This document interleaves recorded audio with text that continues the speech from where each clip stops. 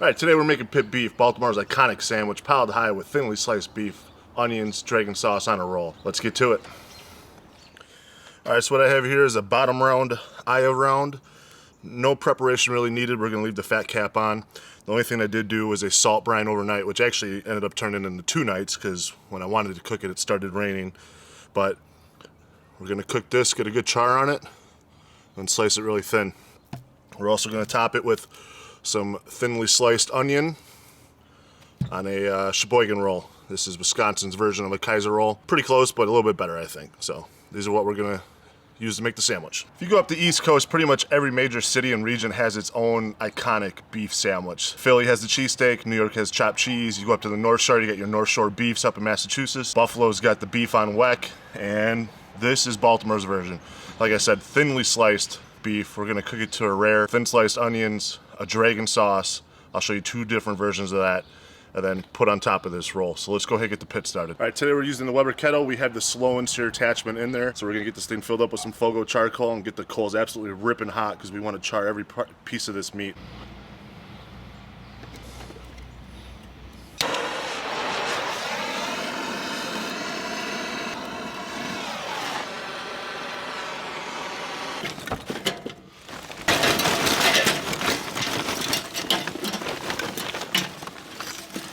I'm also going to put a bed in the slow and sear. Again, we want this to be really hot.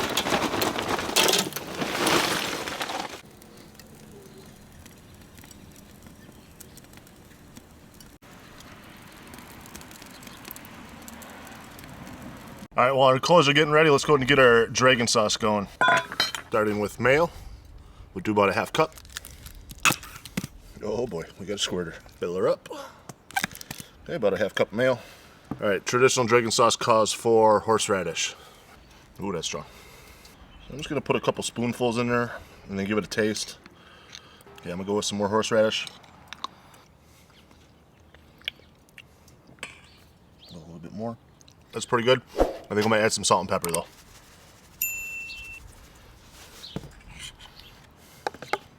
Two to 1 pepper to kosher salt ratio.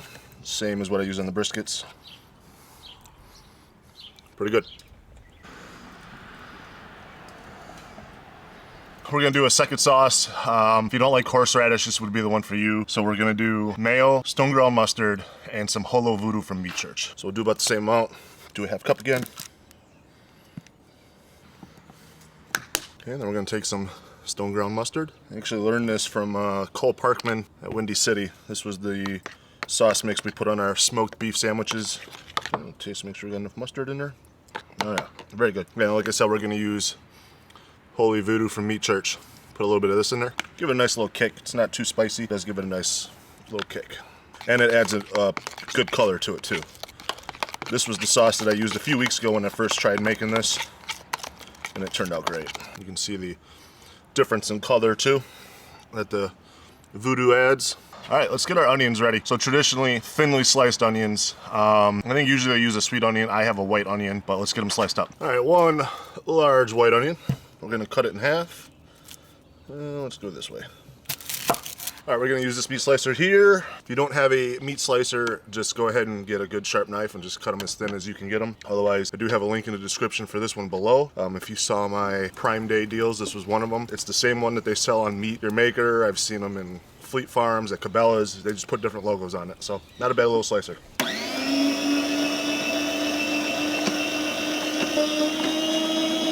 there we go. Nice thin onions.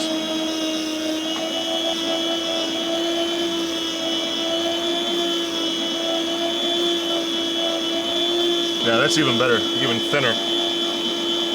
All right, we got ourselves a good little pile of some nice thin sliced onion. All right, now that our chimney is good to go, we're gonna dump it on that bed of coal there in the slow and sear and let that get ignited too.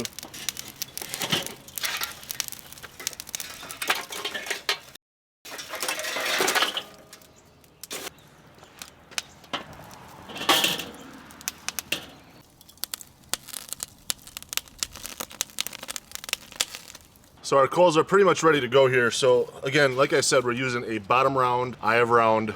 Came in a 2-pack at Costco. I want to say it was like 12 bucks or something. But again, I did not put a rub on here. Just did a 2-day salt brine. really darkened up the color, so hopefully it penetrated down all into the inner parts of the meat. You can do a rub if you want, but avoid sugar. You're gonna be cooking over basically right on top of the coals, especially if you're using the slow and sear. Just be careful of what you put on it because it will burn. That's why I only went with the salt. I watched a lot of videos where people are doing rubs. Some are doing nothing at all. Some are just doing the salt brine. I think either way, you're gonna get the flavor of the char, the meat, and the sauce and everything like that. So if you want to rub, go ahead, do it. Just be careful what you put on it. You don't want any sugar in there. All right, coals are ready. Let's throw it on. I'm gonna start on the far part of the grate because we'll just keep rolling until we get all sides charred.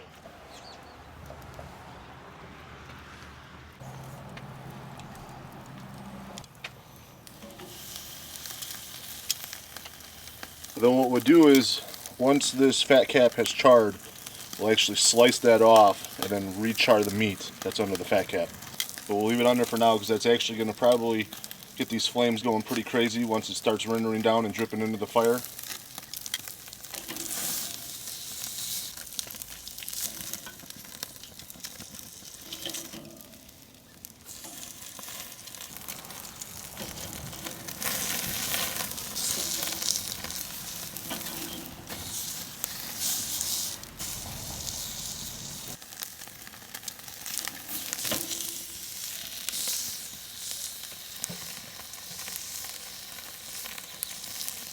Char you're starting to see is exactly what we're going for. Don't be afraid, we're not burning it. That's exactly what we want. That's why we're going to keep flipping it so we don't overdo it. See that fat starting to bubble? That's why these flames are starting to kick up. Actually flip it this way.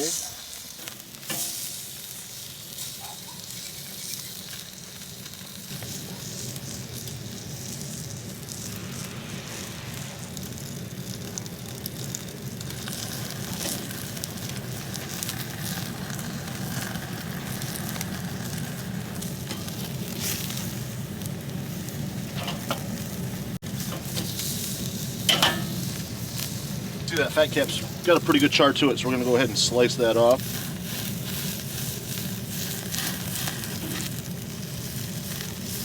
Okay, now we're going to go ahead and re-char this side.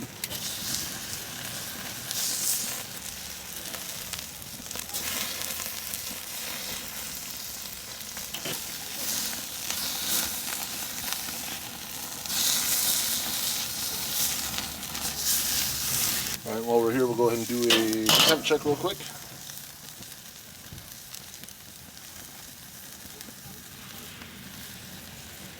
Okay, so the meat's only at about 60 degrees internal.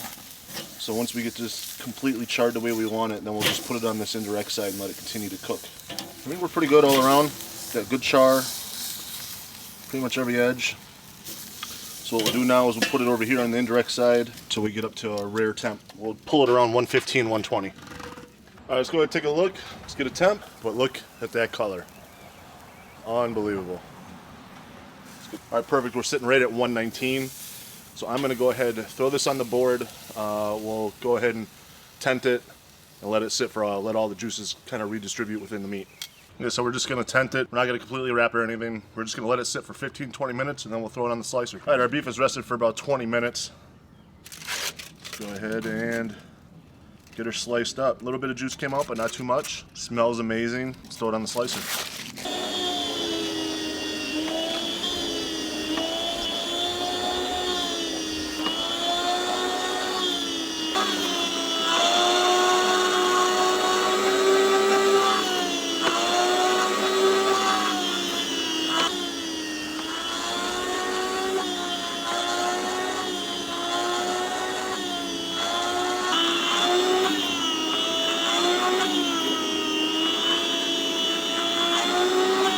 Alright, so we got our beef all sliced up, nice thin pieces. That's what you want right there. Now, I do gotta say, it is overcooked. I didn't, usually you want it nice and pink. I just pulled it too late. So next time, we'll pull it a little bit earlier. I'll be making one later. That one I'll pull a lot earlier. Usually it's all pink. It's still nice and tender though. Definitely taste that salt from the 2-day salt brine. Get that nice good char on the outside. A little overcooked, still really good. Alright, let's make a sandwich. Alright, let's start with our Sheboygan roll. Let's slice this sucker down. Some sauce first. We'll go with our tiger sauce. We'll do a little bit on the bottom. Let's go ahead and get some beef on there. Let's top that sucker with some more tiger sauce. Get some of our thin onions on there. Here we go. That guy's falling over. There we go. Let's dig in. So good. Obviously you get the horseradish, can make out the salt from the salt brine. It's a perfect roll to go with this. The onions give it a nice crunch and a nice little sweetness. And horseradish really sticks through though. Like I said, we definitely overcooked it. Should be closer to a rare. Still good. Get the char, that salt, really good sandwich. It's so simple and full of flavor. Make you want to dance. So good. And super quick too. You could probably have all this done in less than, I don't know, maybe 20, 30 minutes.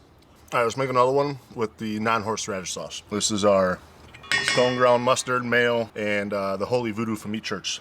Get a little bit on the bottom there. Let's get our meat piled on there. Okay, and even though we overcooked it, I mean, it's still super tender, full of flavor. Okay, let's get our onions. Top it with some more of the voodoo sauce. There you go, that's how it should be, dripping down the side. That's really good too. You obviously don't get the punch from the horseradish, but that voodoo definitely sticks out. Stone ground mustard, this is a great sauce. Like I said, I learned that one from Cole Parkman down in Chicago at Windy City. I love this on beef sandwiches. Amazing. Something so simple, packed full of flavor, it doesn't take that long to make. I feel like I got sauce all over my face. Like I said, next time we'll make sure we cook it right. We've got another one of those bottom rounds that was a 2-pack. So I'll probably make one tonight for dinner for everyone else. That one we'll get right. We'll get that one to the rare, medium rare. All right, be sure to give this one a try. Delicious sandwich, not a lot of ingredients needed. Again, all the tools that I used in this video are linked below. Hopefully you liked this video. Go ahead and hit the subscribe and we'll see you in the next one.